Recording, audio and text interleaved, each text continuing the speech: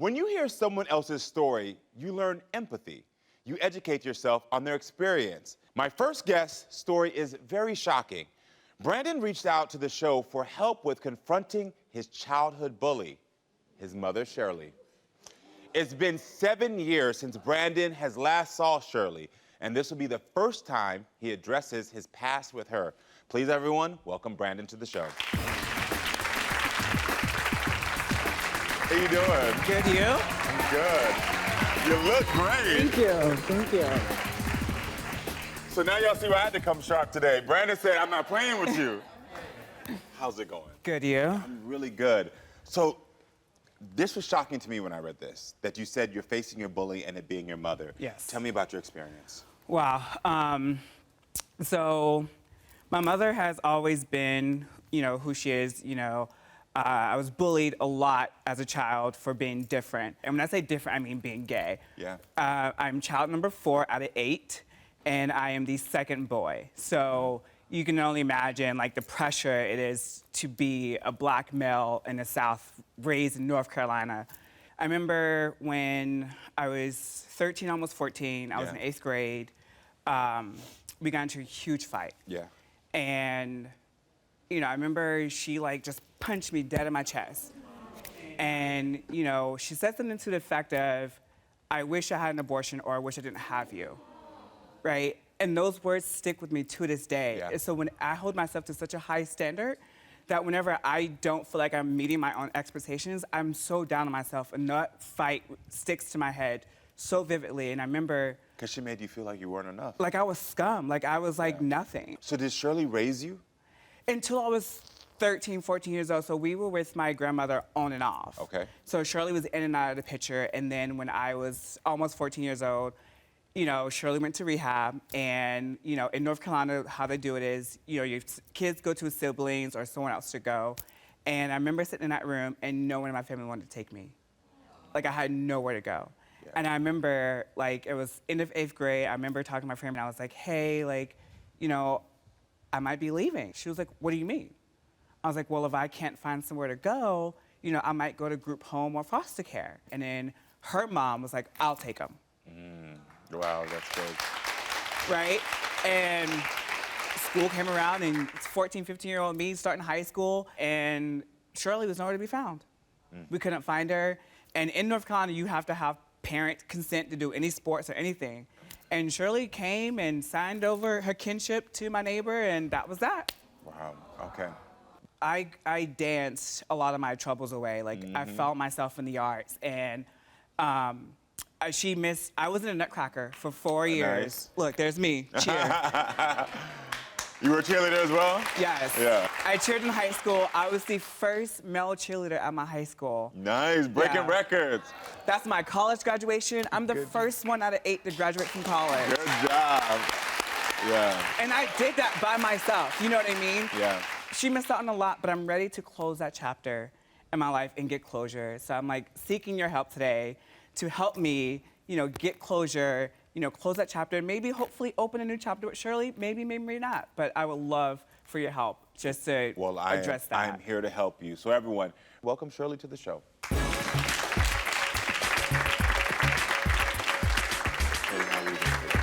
I'm fine. So I just want to let you know, I'm not here to judge you. I want to hear your side of the story as well, honestly.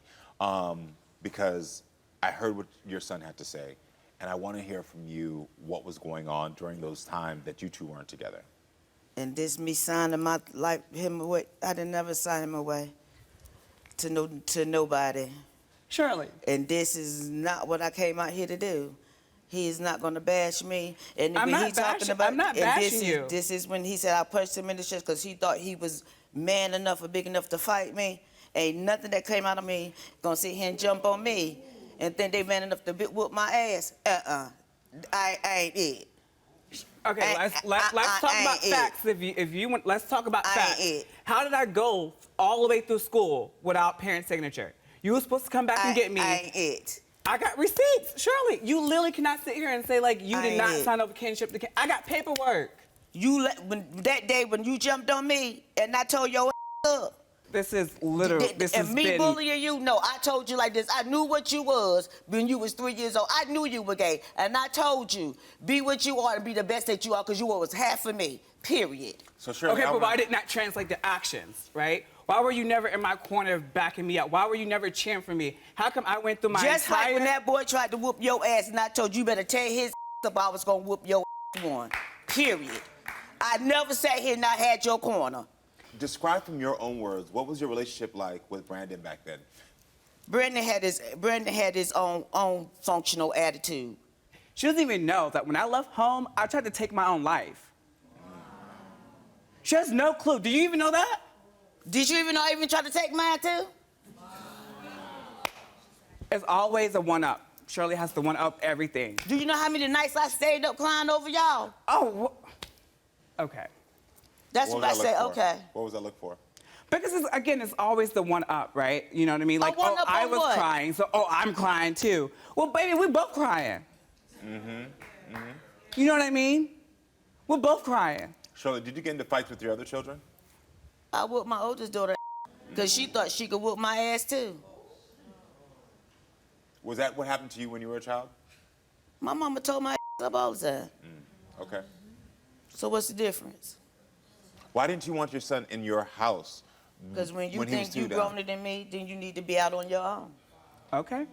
Well, But he was 13. But when you think you growner than me, then you need to be on your own. Do you feel like Brandon is unfairly blaming you for the past? They can blame me all they want to. But do you think he's unfairly blaming you? Yeah. okay. Why do you think he's unfairly blaming you? I know I did my wrong. Ain't no parent perfect. Nobody. Nobody's perfect. I made amends. I tried to apologize and all of that. No. And tried to make things right. Shirley, when did you reach out to me and try to apologize? Did the things I needed to do to make my past, to get over my past, to make When did things you right reach with out to all me of to these kids. apologize? But I'm not gonna keep. When did you reach out to me I'm to not gonna keep trying apologize? to make my When did you past- reach out to me and 'cause apologize? my past is what made me here and brought me here today. When have you okay? reached out and I apologized? done things for Brandon So, but- and done said things and told Brandon I love him and forgive me for what I did wrong. I done said that over the phone many So, times. Miss Shirley, but I'm gonna say Shirley. Not to keep I'm apologizing gonna- for what I'm I gonna say, already he tried ju- to done he right. just Done says- tried to make right. But he's saying to you right now that he hasn't heard that apology. So I will But give her, that means I it will went give through her one ear and credit. not the She did other. reach out to me last year when I was in the hospital. She did buy me food and pay half my rent because I was in the hospital, right? I will give her that. I will give her that credit. But when she says, I love you and apologize, sometimes it's hard to believe what's real and what's not real. Yeah, You know what I because mean? of the years that you felt like you had Because trauma. of all the hurt. So it's hard to, take the real from the fake. So what did you need from Shirley back then? What I needed from Shirley back then was someone who's gonna protect me, someone who's gonna cheer for me, someone in my corner, someone to advocate for me. Because I went through a lot. Whether she wants to believe it and admit it or not, I went through a lot as a Do you child. believe like you did those things for him when he was younger? Protect him, cheer for him? I did give him praise, and I still give him praise. Whether he believe it or not, that's on him. Okay. That's on him. I tell him now to the day when I speak to him, I'm proud of you. Yeah. Whether he choose to believe it or But not, it's that's easy on to be him. proud of someone when you didn't help create that amazing person. You know what I mean? Look at her right now and everything tell her, that- what did you need from her back then? I needed you to be there. Even if I Needed won't you to there, be I there. can still tell you to the day, I'm proud of you, period. I can still tell you I'm proud of you. Somebody ain't got to be there. If you feel like they want, they can still be proud of you, or who you are as a person, as a man, or whatever. They can still, just like my mama won't there for me, but I'm still proud of me. You've taught me so many things indirectly. You taught me what I wanted from a partner. She was in a very abusive relationship growing up. And watching that, and I went through an abusive relationship. The guy who was my boyfriend was also my bully, believe it or not. And I thought that was normal because that's what she went through. But as I got older, I realized I don't want anyone hitting me. I don't want anyone talking down to me. Yeah. So she's taught me so many things indirectly, which is why I'm here. Like, I want to be able to start fresh. But we can't start fresh without addressing the past.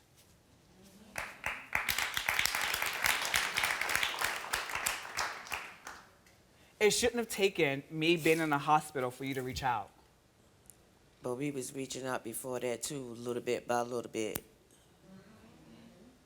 Shirley, when he was younger, were you in survival mode? Yeah. Yeah.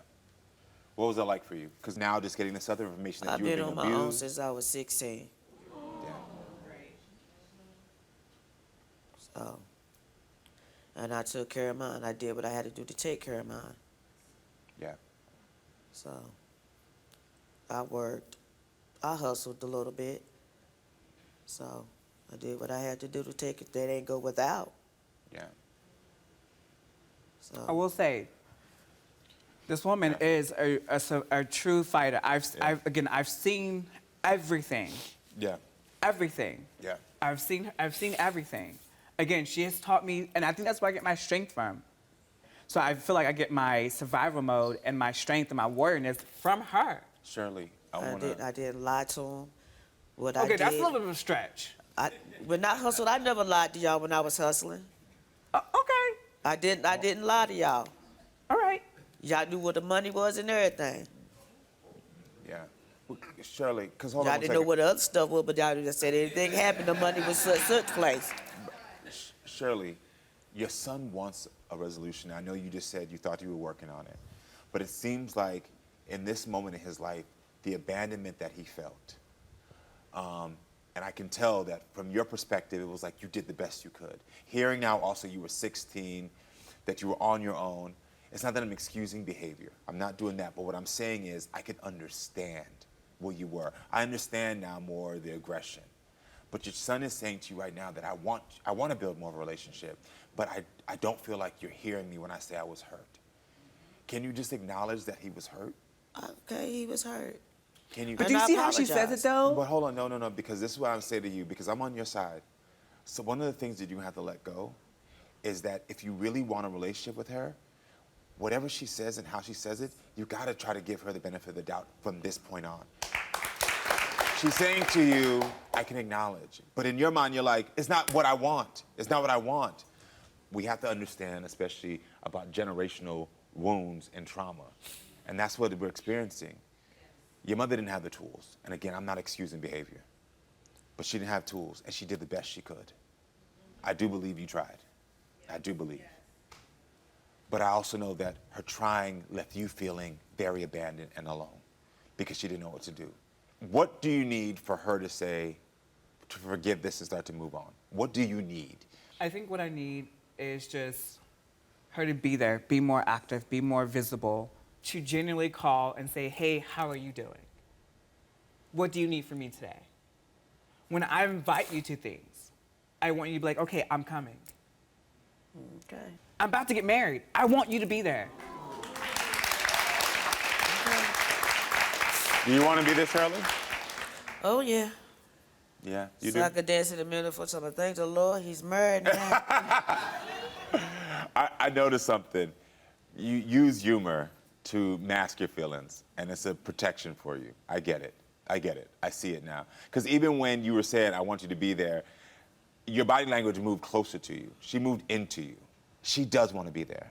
And she gave you an apology on this show today.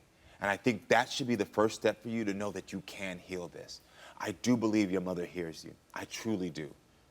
I truly do. Shirley, is there anything you want to say to your son before we go? You know I love you. I love you with all my heart. Do anything for you. I'll be there. Thank you.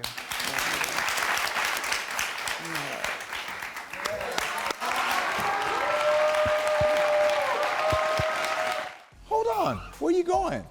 I'll tell you where you're going. Right here to subscribe and right here to watch more. Period.